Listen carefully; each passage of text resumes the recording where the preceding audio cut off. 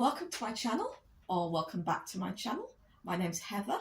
I make videos about left politics, and most of them focus on the shameless weaponisation of anti-Semitism against the left in the UK to purge us our ideas from the public realm. So today is no exception. I have a little exclusive for you, which is we're going to look at the Labour Party anti-Semitism training. I know it's an exclusive which pretty much no mainstream journalist or even left journalist is interested in, but it's still interesting to me, and I hope it's interesting to you. So this is a training that you have to do online if you get sanctioned for anything in the Labour Party related to anti-Semitism and they think that you're redeemable, unlike me who had to be just kicked out. No training could redeem me, right? So what I'm going to do is long training. It will take you an hour and a half or so to do. So I'm not going to go through everything in detail, but I'm going to run through it all in order. So if there's something you want to look at in more detail, there'll be a screenshot of it and you can pause the video and have a look. What I'm going to do as well, though, is to mediate it, I guess, to give you my views on it. And my main points are fourfold. That this training is attempting to convince us, yet again, that 2015 to 2019 was really, really, really, really bad. I think there should be like 300 reallys in that sentence. It is, to use Lisa Nandy's words, the lowest point in our 100-year history. To use Keir Starmer's words, Labour's darkest period. So you'll see that this anti-Semitism training is very much about that. It's also very much about flattening so-called left-wing anti-Semitism with far-right anti-Semitism, up to and including Holocaust denial. And this is very similar to the pattern that you find in David Baddiel's documentary, Jews Don't Count, which I've spoken about and done a video about. The other thing it does is to, as we expect, blur anti-Semitism and criticism of Israel. And of course, in doing so, it erases Palestinian experience of Israeli apartheid, of Israeli occupation, of Israeli ethnic cleansing and violence. And the final thing it does, I think, is to really try and make the person who's doing it feel bad, feel guilty. So the training's in 4 sections. The first section is the introduction. The second section is what is anti-Semitism. The third section is, it sounds like a game show, but it isn't, criticism of Israel or anti-Semitism, right? And the fourth section is what have you learned and what would you do now? So I'll put timestamps in the description below this video so you can move ahead, move back as you wish. I'll also put references and links to things that I refer to in this video so you can follow up and read other stuff and see where I get things from if you wish. So let's kick off. So here we go, opening screen, sanctions training, anti-Semitism. Nice aerial shot there of someone over their computer just about ready to go with their pen and paper next to them. Nice anti-Semite in action there. So, hello and thank you for logging on to this course. You're taking this course as instructed by the NEC. You have 4 weeks to do it. So on. Now, what happens now is you get a video. There's quite a lot of videos positioned all the way through this training. And I'm not going to show all of them, but I'll show some of them. But this video, the key points are that it tells you about the training, how long it will take, how it's divided up. But it also says, why am I here? That's the first thing you see on the screen. And the answer is, you are doing this e-learning because you have been sanctioned by the Labour Party for a breach of our rules. And you're also told, we hope this will be an effective means for you to understand the hurt felt by some of our Jewish members. This is the feel bad element, right? The next thing they tell you about is that it's a new requirement, this training. It's only been put in place since August 2021, It's required by the EHRC, who did a report on Labour. They've now taken Labour out of special measures, so bear that in mind, because they thought this training, which I think is terrible, was good. They signed off on this, which just shows how bankrupt the whole process is, right?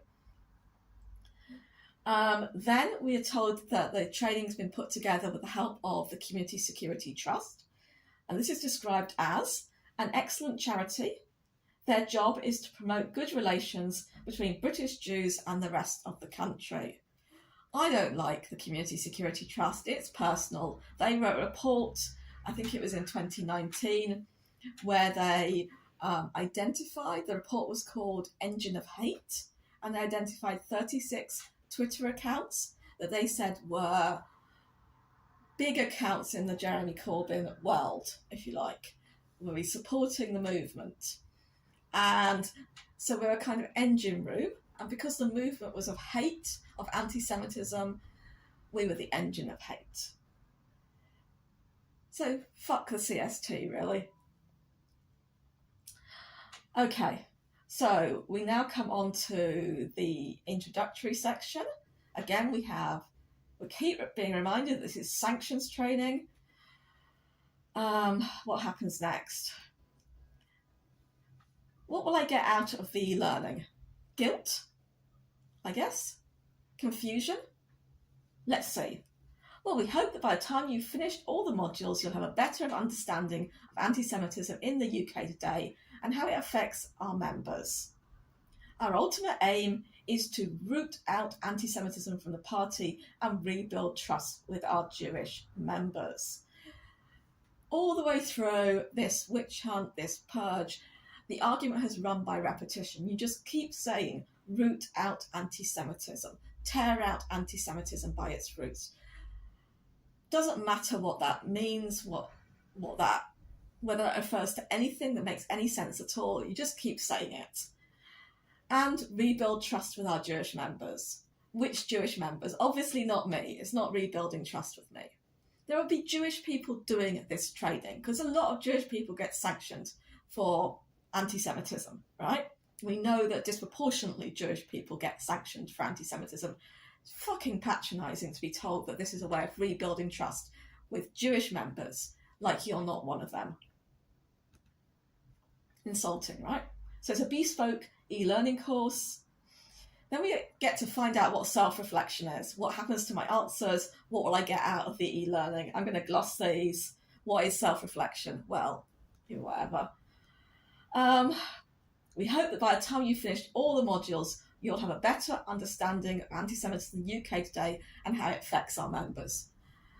People who were listening to this video, remember I said that about 3 minutes ago. There's a lot of repetition in this. Right, so you have to do some weird writing down stuff along the way. A lot of the questions are multiple choice, really obvious answers, but you also write things down. So you have to have a personal learning goal. And it's good for you to write it on a piece of paper as well, just in case you forget what your personal learning goal is once you've typed it. These are the typical questions, multiple choice with that nice little kind of cubic question mark dice icon. So, what is anti-Semitism? Is it hatred against Jews, bigotry against Jews, prejudice against Jews? It's all of them. Spoiler alert. Okay, so what you get next is you get a video to watch, which is on YouTube, so it's something I'll link in the description below. It was made by the Community Security Trust as part of their work with Kick Racism Out of Football. It's got vox pops with people outside a football ground talking about anti-Semitism, what they think it is, and the need to kick it out. And then in between, you have some information about anti-Semitism. It's not a very enlightening video, so I'm not going to go into it. But what happens next is a shocker. 3 videos. What do you think they are? I'm going to play the first one. Margaret, how long have you been fighting racism, and what was the injustice which got you into it? My grandmother, who was one of my family, who was ruthlessly murdered by the Nazis outside a concentration camp, shot and left in a trench, left a letter for her children in which she said 3 times, "Don't forget me completely." And that's a very poignant drive for my fight against racism. So that's always been part of my life. And I'm an immigrant.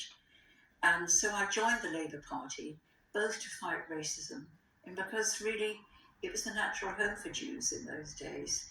A party that promoted equality, that believed in social justice, that was international in its sort of perspectives, and that fought racism.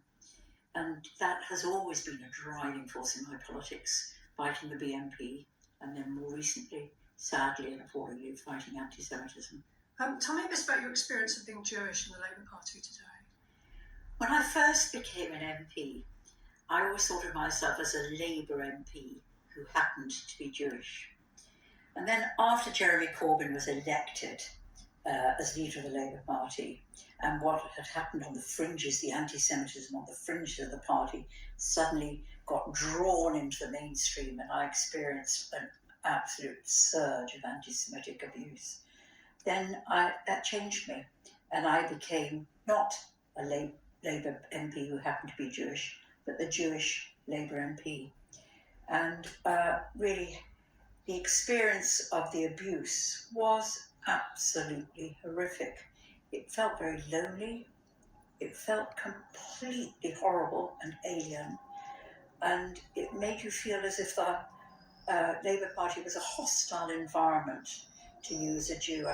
I'd started doing, which I'd never done before, but looking over my shoulder to see who was behind me. And I'd walk into a room of Labour Party people and think, who in this room hates me because I'm a Jew? So I just rewatched that Margaret Hodge video. First of all, let's just acknowledge how insane it is that almost the first thing you get to do in this training on anti-Semitism is to listen to Margaret Hodge. And it's going to get more insane because next we're going to have to play a video of a member of the Jewish Labour movement, Jack. And after that, we're going to have to play a video of Ruth Smith. Why is this in a training on anti-Semitism? It is just to hammer home. Before you do anything else, you must say 2015 to 2019 was really, really, really, really, insert 30 million reallys, bad. Also, this video starts with the Holocaust, moves from the Holocaust to fighting fascists in this country, the British National Party, the far-right extremists, and then moves to anti-Semitism in the Labour Party. So what I said about that flattening across far-right anti-Semitism and alleged far-left anti-Semitism, that is happening from the word go in this. Now, it's weird because even though I hate watching this, I do relate to some of the things Margaret Hodge is saying. Like, I thought I was a member of the Labour Party who happened to be Jewish, and I've become initially a Jewish member of the Labour Party, now a Jewish ex-member of the Labour Party, a Jewish expelled member of the Labour Party. This is not something I feel particularly comfortable with, for that to be the primary thing. So I kind of connect with that, but of course Margaret doesn't care about that. I also connect with it being a hostile environment in the Labour Party, of looking over my shoulder all the time that I was a member, not because I was thinking people hated me because I was Jewish, but thinking the right hated me because I'm left-wing, and thinking they were going to try and do stuff, which they did. I thought, report me, bully me, harass me, etc. I didn't know what they were doing. So I kind of connect with that. But anyway, I'm going to show you the videos by Jack and Ruth now. I'm going to watch them and I'll have a little bit of comment on those. But I think they really are important to see because I think they set the tone for this training.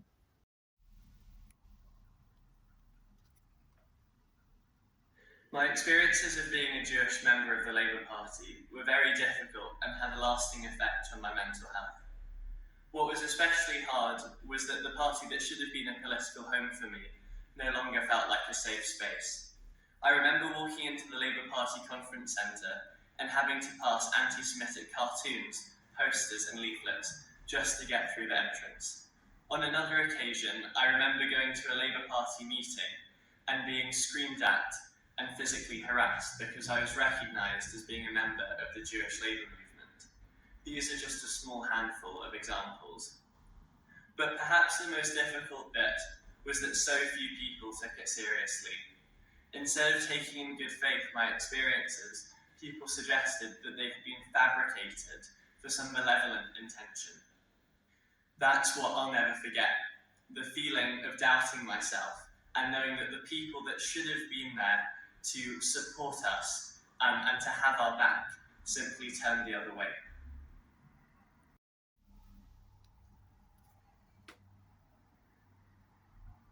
It's been so difficult for too many of us to be Jewish and to be Labour since 2015. I have been a member of the Labour Party for over 25 years. I earned my pocket money delivering leaflets for the party. My nana first campaigned for the party in 1923, and my mother has dedicated her life to our movement.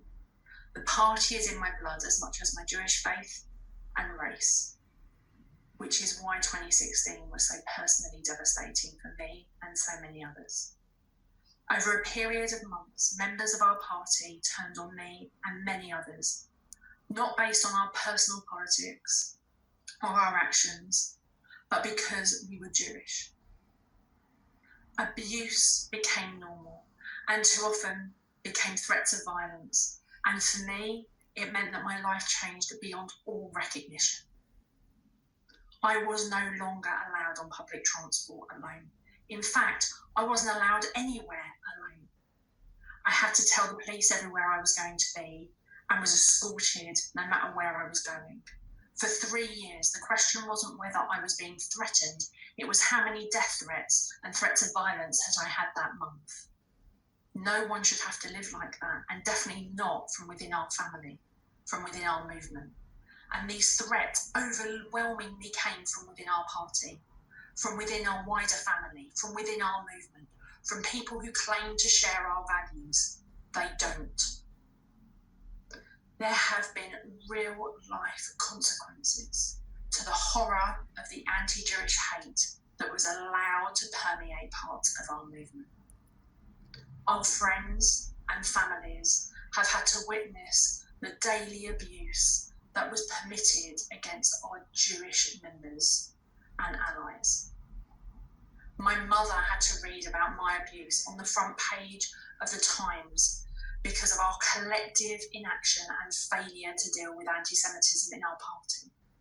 You're here today to make sure that this never ever happens again. So those two videos, you can see how this is very much perpetuating the witch hunt of the left. It's keeping up that narrative that things were really bad, action needs to be taken, that this all came from within the movement, but this is not part of the movement. I don't know what to say except, like, yeah, Ruth Smith, lots of people attacked you. It was because of your politics. You tried that lie on Mark Wadsworth by calling him out as anti-Semitic. You had to take it down from your website. Mark Wadsworth attacked you because of your politics. Other people attacked you because of your politics. And we attack other people because of their politics. Maybe not attacked even, critiqued, challenged. It's insane that this has become like a whole narrative about anti-Jewish hate.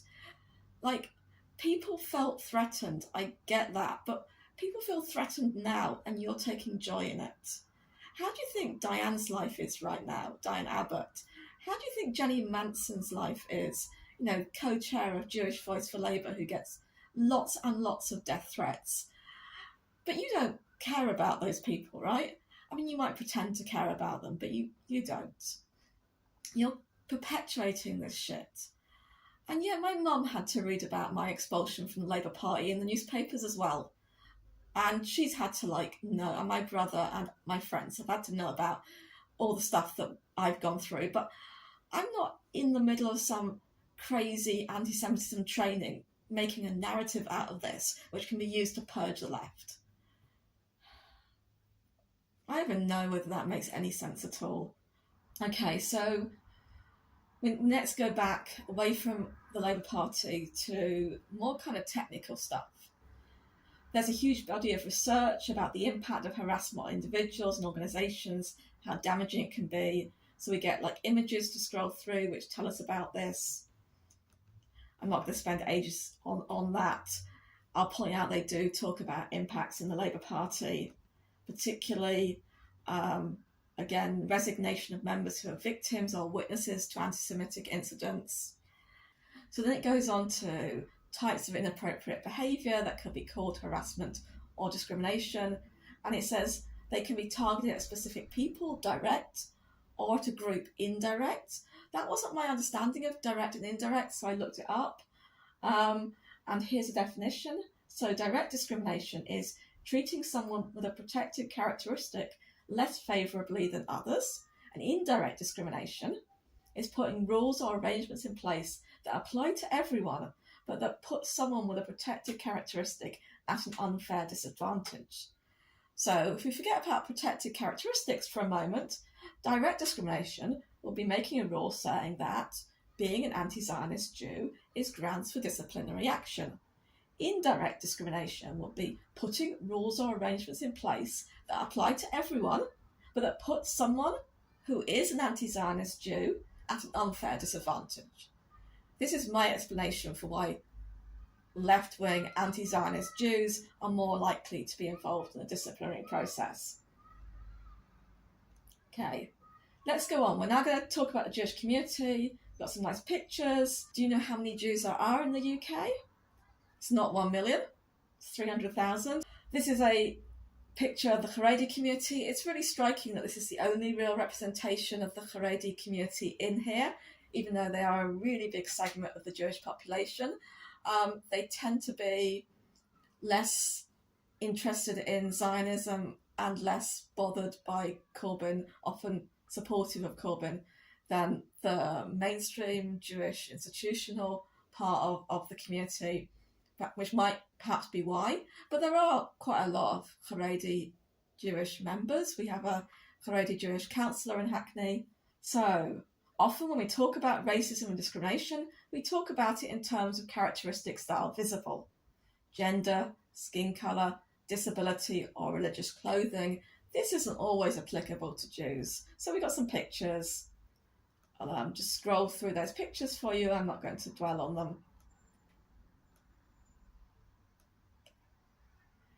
So we get told that in a survey, 26% of Jews describe themselves as traditional, 24% as secular or cultural, 16% as Orthodox or Haredi, and 18% as Reform or Progressive. So these are different strands of religious observance. So traditional would be somewhere in between the Orthodox and the Progressive, I guess.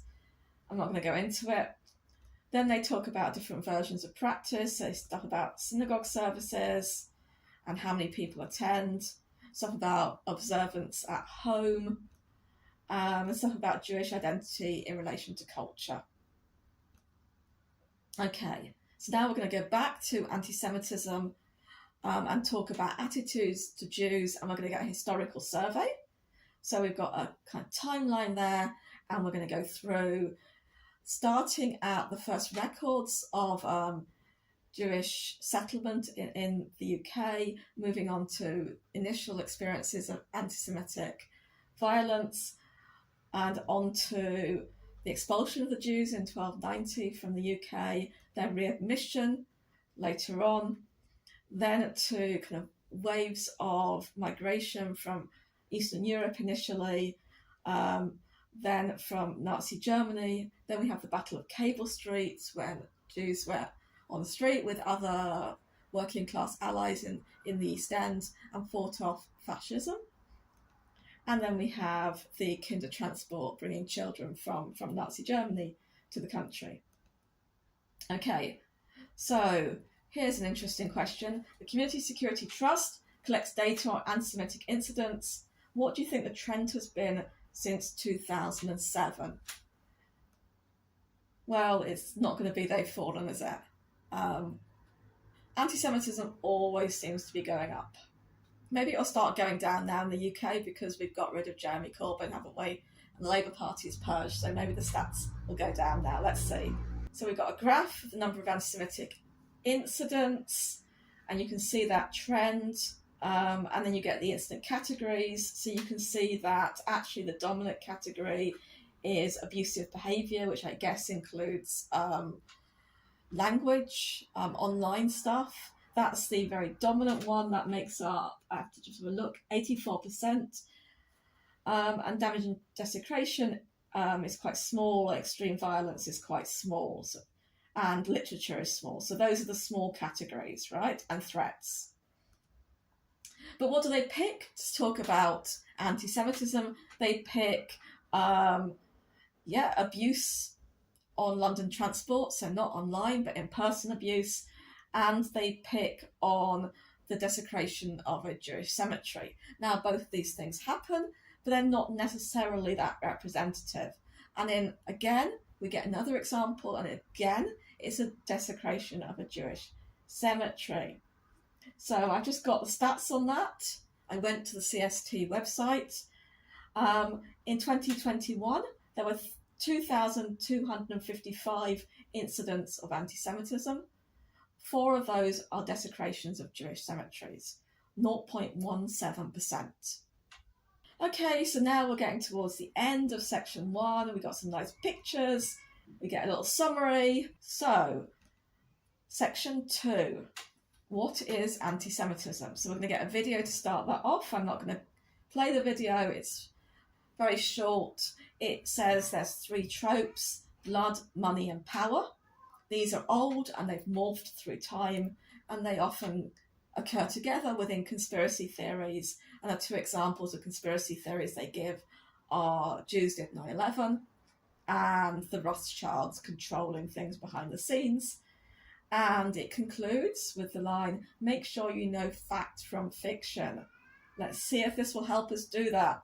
So we get a list of the goals of this section: understanding stereotypes. Before we go any further, please reflect on a key question based on your own personal experience. Is discrimination always intentional? It isn't always intentional, right? I'm sure that Keir Starmer doesn't realise. Like when he went on that radio phone-in and he was like saying sympathetic things to the woman who was pushing the Great Replacement theory, the far-right racist theory, I'm sure he didn't realise that. Like when he put out that advert of Rishi Sunak that's super racist, I'm sure that was just a mistake, right? You know, not intentional. And when he went to that anti-gay church for Easter, sure, it's just a mistake, right? It's not intentional. What is bias? Wow, okay, we've got a lot of stuff going on here. This is interesting. It's very psychological, the way that this whole thing is framed. So they talk about us all having biases. They talk about them being kind of unconscious. There's a kind of built-in fight or flight instinct that helps us kind of detect danger, and so it's useful to be able to categorize things. They talk about, you know, fair and objective people put others into categories based on social characteristics to help make sense of the world. And the problem is we can be biased based on stereotyping, and we must seek out relevant information to make fair and unbiased decisions. Otherwise, prejudice and perhaps discrimination result. I mean, I think what's really missing from this is power.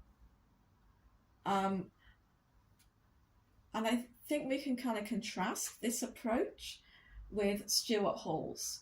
Stuart Hall is a sociologist, cultural studies person, Caribbean background, brilliant scholar, brilliant activist. And I think the way he writes about the same topic classifications and their impact is really important. So he talks about the propensity to classify subgroups of human types, to break up the diversity of human society into very distinct typings according to essentialized characteristics, whether physical characteristics or intellectual ones, or characteristics of the body, and so on. This is a very profound kind of cultural impulse. In a way, it's a very positive cultural impulse, not because of some fight or flight mechanism, but because we now understand the importance of all forms of classification to meaning. Until you classify things in different ways, you can't generate any meaning at all. So it's an absolutely fundamental aspect of human culture. This is the crucial bit. What is, of course, important for us is when the systems of classification become the objects of the disposition of power. That is to say, when the marking of difference and similarity across the human population becomes a reason why this group is to be treated in that way, get those advantages, and that group should be treated in another way. It's the coming together of difference or categorization of our classification and power.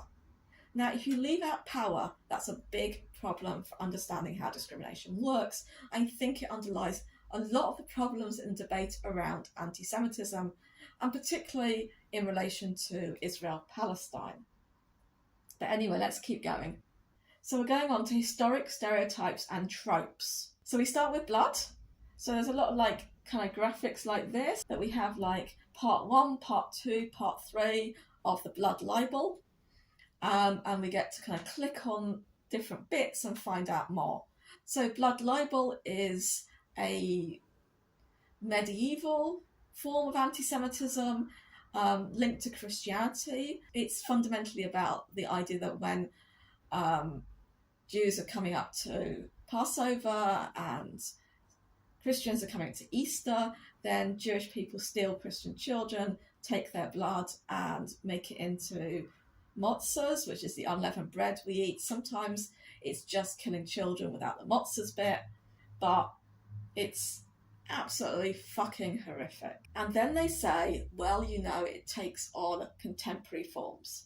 So this is where we get the blurring of criticism of Israel and anti-Semitism starting. Because as soon as what they do is they go straight to 2 examples related to Palestine. Now, these are horrifically anti-Semitic images. I'm not trying to suggest they aren't. But by doing this, by saying there's an old trope, here's the updated version, it's about Israel-Palestine, they basically, this is a new anti-Semitism approach. This is ideologically tied to the new anti-Semitism. Because what that says is it's no longer about anti-Semitism being directed primarily against individual Jews or Jewish organisations. That happened, but now it still happens a bit. But primarily what's going on now is that Israel is targeted as a collective Jew among nations. So this is a pattern we're going to see. Old version, new version. Old version, horrific, usually tied into far right. New version, Israel-Palestine. And by presenting these kind of very clear-cut anti-Semitic images, it's very difficult to have a nuanced debate about this. And they don't want a nuanced debate. To have a nuanced debate, they would have to acknowledge that there have been council candidates for Labour who have been accused of blood libel for talking about children dying, Israel bombing Gaza and killing children. It's a disgusting, I'm quoting Simon Vesey here, it's a disgusting exploitation of an anti-Semitic trope for factional and racist ends. Why can't we have that example?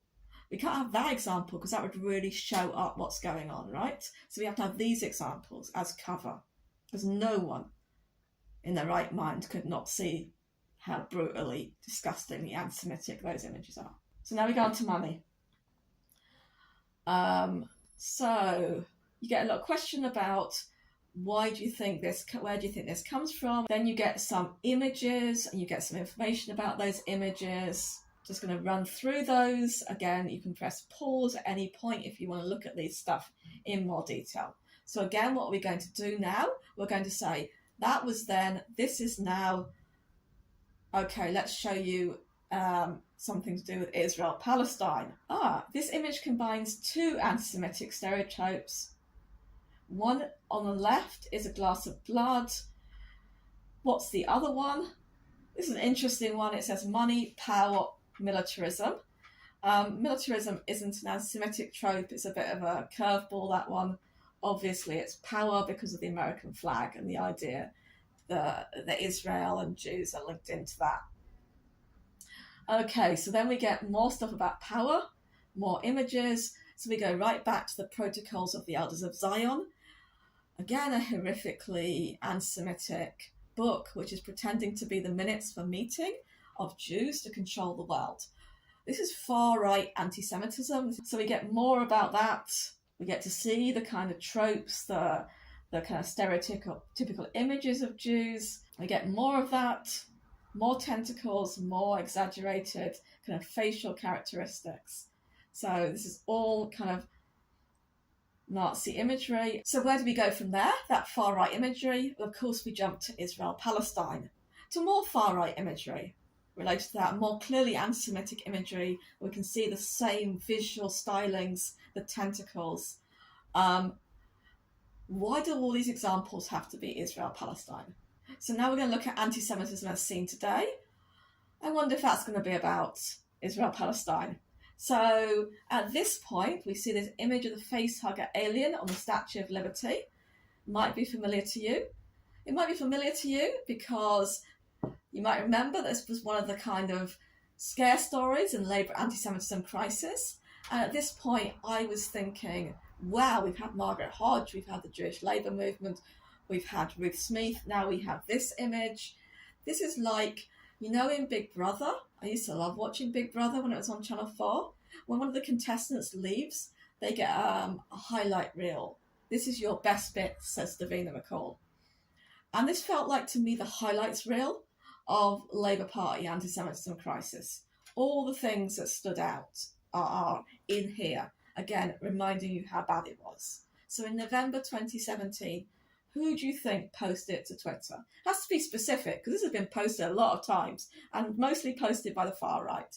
But in November 2017, yeah, it was posted by a Labour Party member. Okay, let's bring the money trope up to date. So here we are, bag of shekels stuff. We got lots of that. Again, bought and paid for. So again, these are things which not directly referencing Israel, but indirectly referencing. The money and power trope express itself in different ways. This is a shocker. There's a street mural, did you know, by an American artist called Mir One. It was defaced and finally removed from a wall in Tower Hamlets, London, but only after it had been seen by many thousands of people on the street and online. They don't mention Jeremy Corbyn, but they don't have to, right? This mural became a big thing. So we've got the mural, and we've got some little pluses that we're going to click on and find out why this mural is anti-Semitic, why Jeremy Corbyn was wrong, why he's probably an anti-Semite for not recognising that. So then actually we have a short video in which a young man, a student, sees a comment online about him being rich because he's Jewish, and his university roommates walk in and say, oh, are you upset? And they go over and look, and it's kind of really badly acted, and they're just like, let's, don't let it get you down, let's turn on the TV, and then you have to say what you would do differently. And then we go back to Israel-Palestine and dual loyalty. So again, highlights reel, here's Louise Ellman. You must declare your interests as Israeli MP, member for Tel Aviv South, exposes a troll within the Labour Party. Okay. Not nice, but why are all the examples from 2015 to 2019, I wonder? Was there no anti-Semitism in the Labour Party before that? Was there no, for example, anti-Semitic adverts put out about Michael Howard when he was leader of the Conservative Party? I could go on. All right, so we're going to look at how the tropes come together in conspiracy theories. So again, we can see here, far-right stuff. Jews did 9/11, Israel did 9/11, pawns of Zionism, ISIS are pawns of Zionism. We've got the Rothschild conspiracy theories, got some information about those. Then we've got George Soros conspiracy theories, got some information about those. Then we end up with some stuff about cartoons from the Soviet Union with conspiracy theories, and we got some information on those. And then, is anti-Semitism a form of racism? I think if you don't say yes by now, you haven't been paying attention. Even in the test, it's not a test, even in training, they kind of told you the answer earlier. A lot of this is reading comprehension. Okay, so then we get onto Holocaust denial. So this is the most extreme thing, I think. Holocaust denial is huge far-right stuff, just remaking history. So we have examples from that. Holocaust, etc. They're going to go on now and do Holocaust distortion. So what do you think they choose as Holocaust distortion? They could have chosen, for example, Margaret Hodge saying that being investigated by the Labour Party is kind of like being a Jew in 1930s Germany. That is Holocaust distortion. They could have chosen the recent stuff from the right wing saying that the Nazis were left wing. That's Holocaust distortion.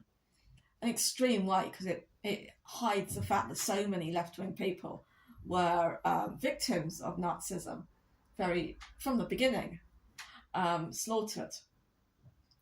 And you could have had, for example, the fact that people who support Jeremy Corbyn were compared to Nazi stormtroopers by a Labour Party member.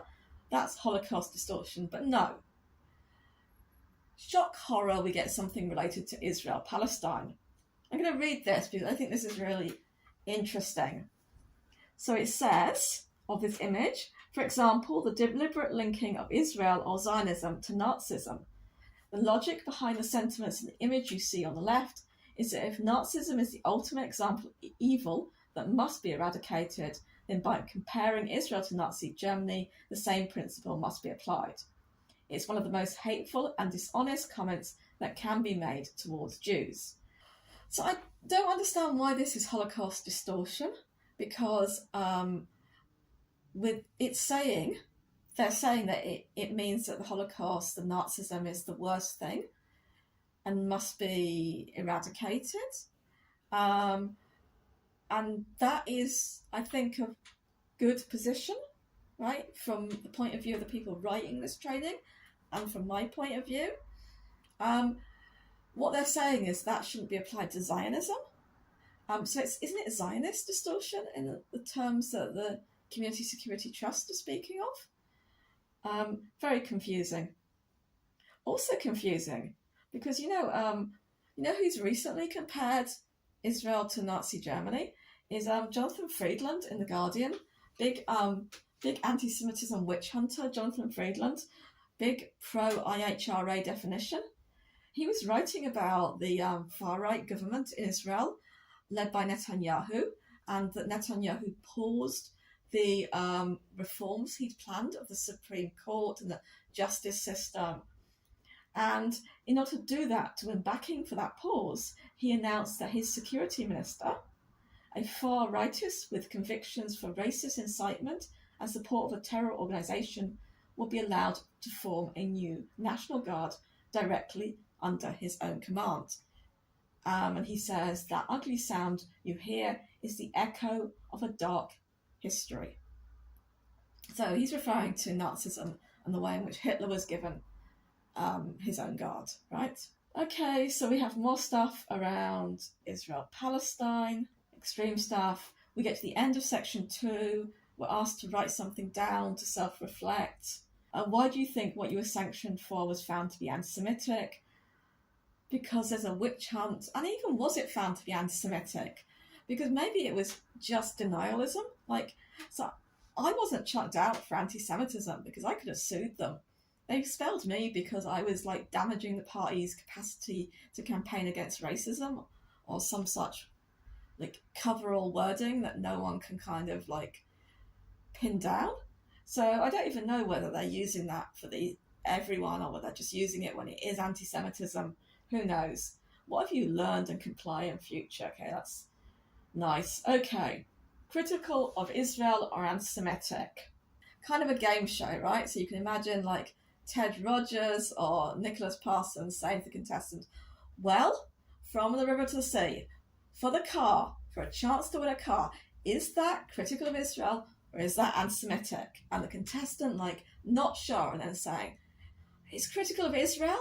And Nicholas Parsons or Ted Rogers replying, sorry, it used to be critical of Israel, it's now moved into anti-Semitism. According to the government, you lose the car. So we get a little video introduction to the section. I'll insert that because I think it's interesting. The conflict between Israel and the Palestinians is controversial, and people often feel very passionate about it.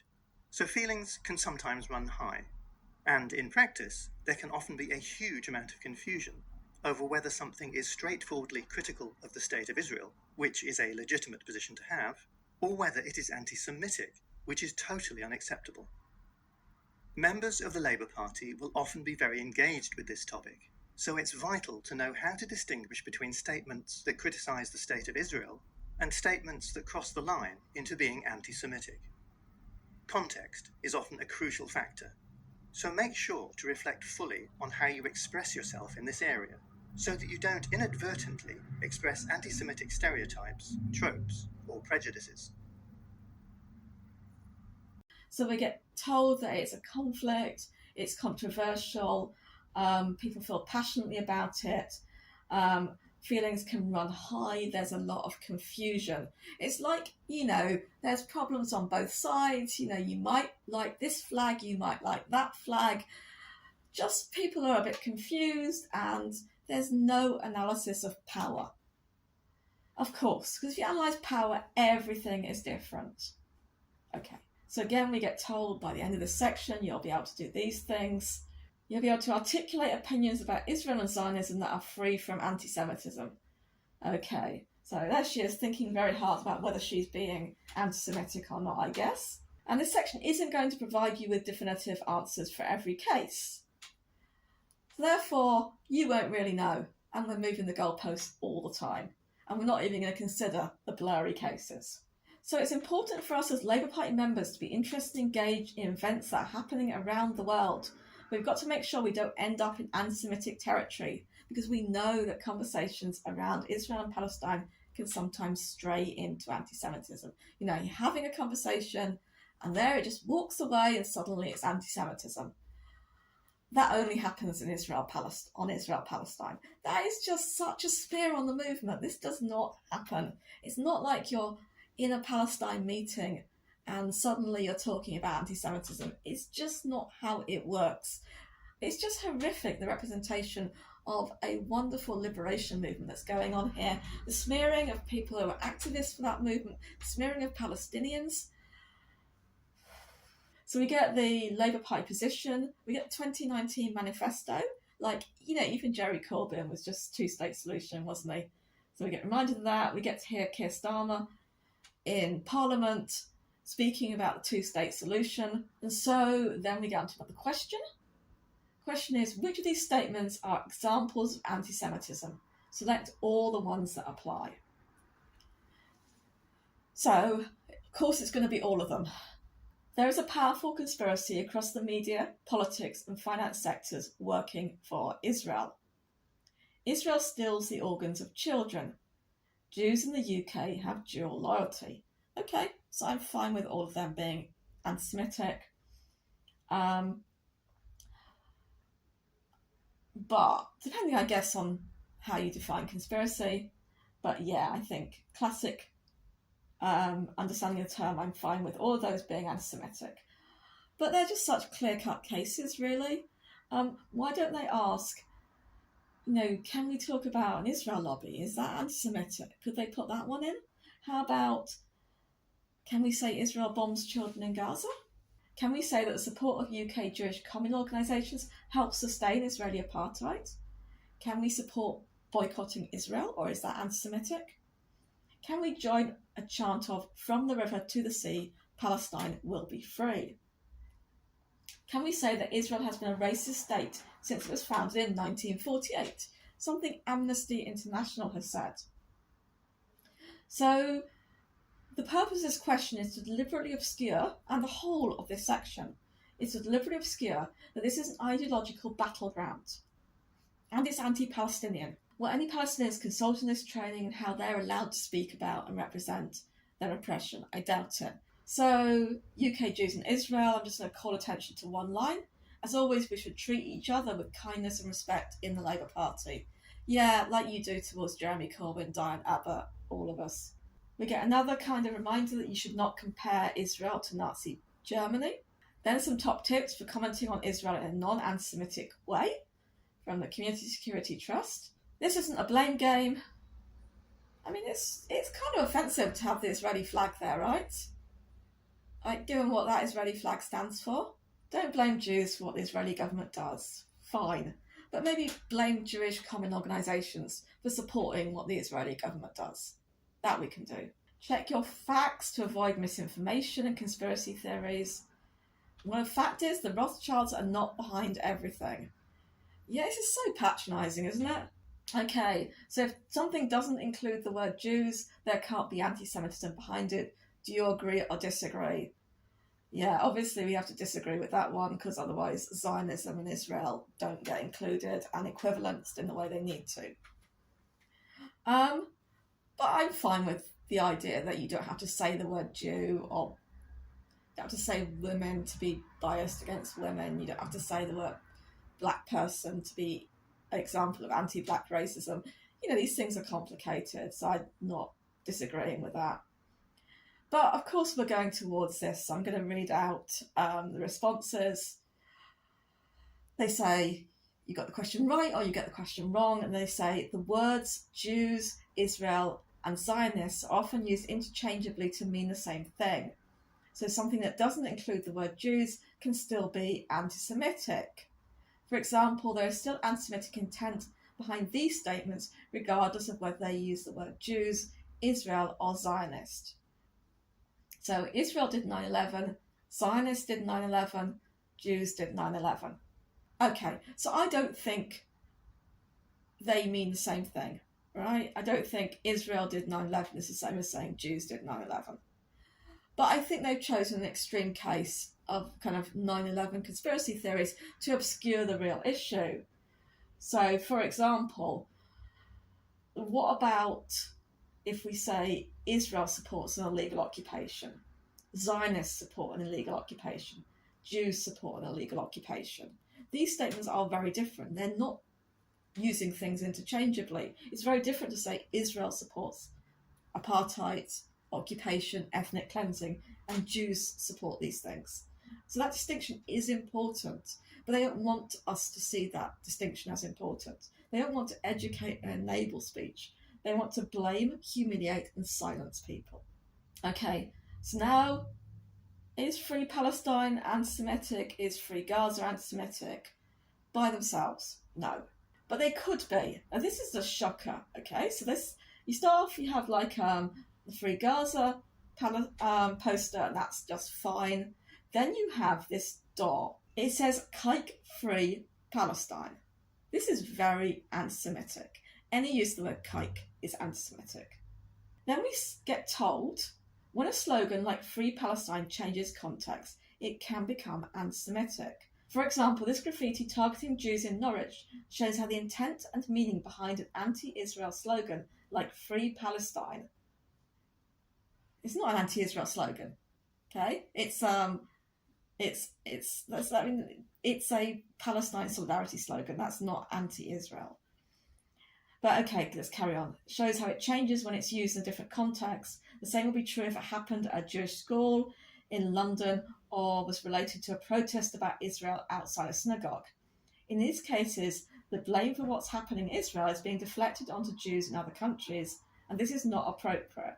It's not right to blame British Jews for what happens in Israel or for the actions of the Israeli government. But it doesn't say Free Palestine, it says Kike Free Palestine. That would be anti-Semitic if it was painted anywhere, right? It doesn't have to be on a synagogue on the door. This is like the most shocking bit for me, so they don't point out that word.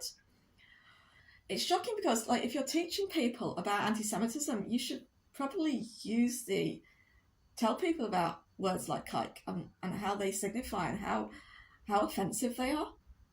It's also a smear on the Palestine Solidarity Movement. Nobody in the Palestine Solidarity Movement would say that.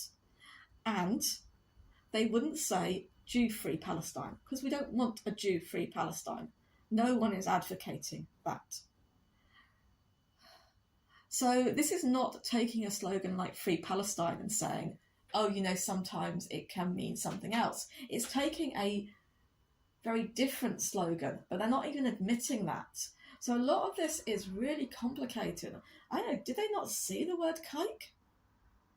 Fucking hell. Self-reflection. Okay, so we've got to write some stuff down.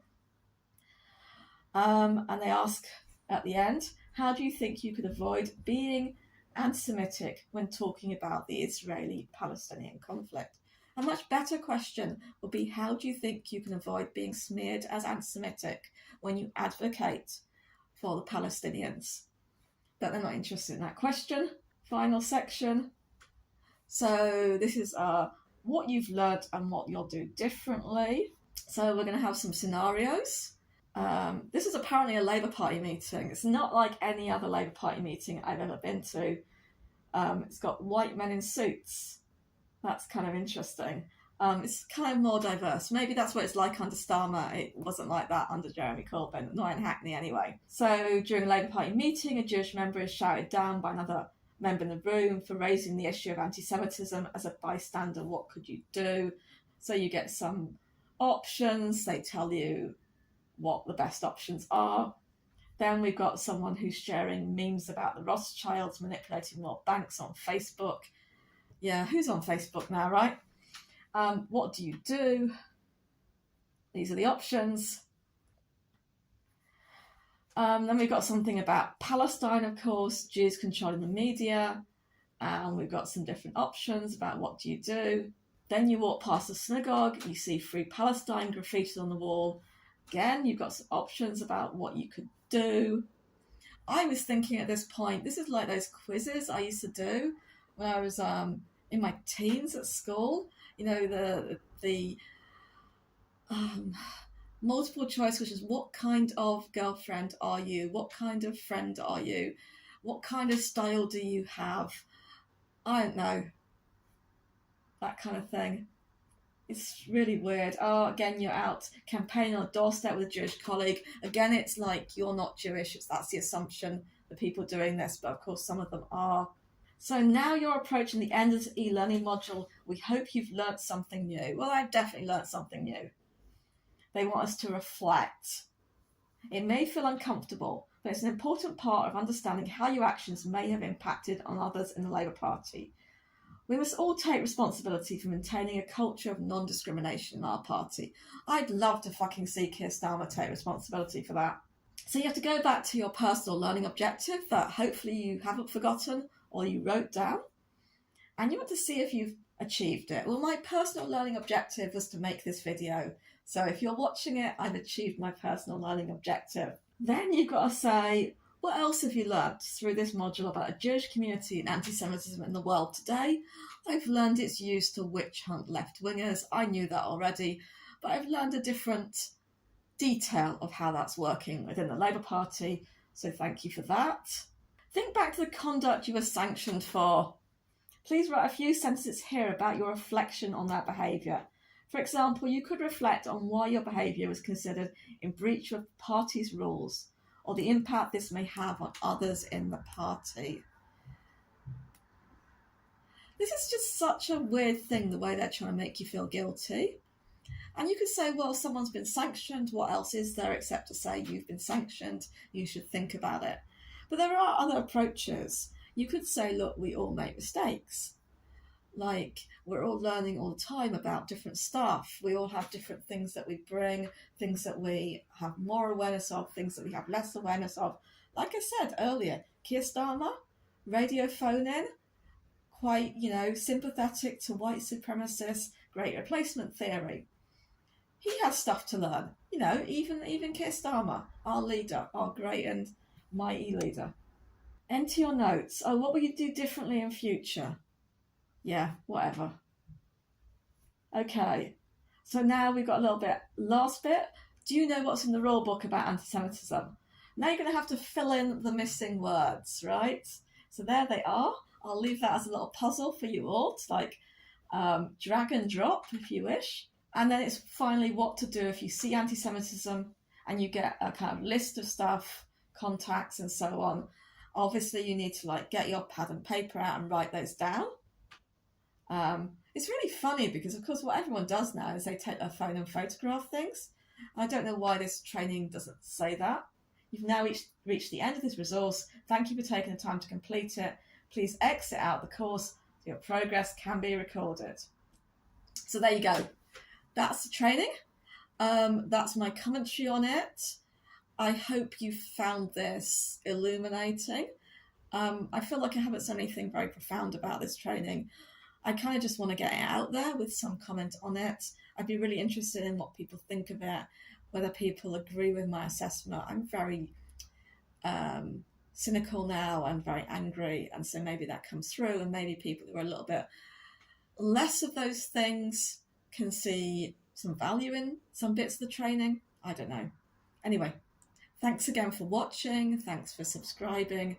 Thanks for commenting. Thanks for liking. Thanks for sharing. Goodbye.